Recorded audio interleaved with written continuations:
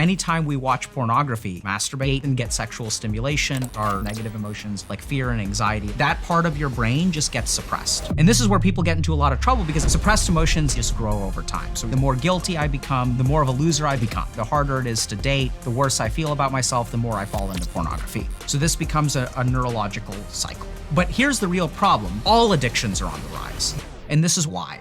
There's lots of stuff happening around us that affects our lives that we have no control over. For example, because of the dating and mating crisis, we no longer have sexual connections, emotional connections, and there's a part of the brain that is getting starved because sex is so important. So there's something missing in our lives, and that's what is necessary for addiction to grow.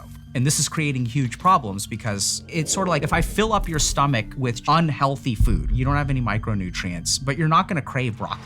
So that's what's happening in our society. We're using porn as a substitute for relationships. And that's creating these really strong societal pressures, including a mass extinction event. Because we've got 32-year-olds who do not know how they're gonna ever have children. Men are getting really, really angry. There's like this incel movement, like women feel safer with a wild bear than they do with a man. I mean, there's a lot that I'm thinking about, like what do you do about this? The whole reason we get trapped in a cycle of addiction is because we have one solution to one problem. The moment that we create a second solution, a lot of things change, and we'll get to that. What about psychedelics? So here's the real problem with psychedelics.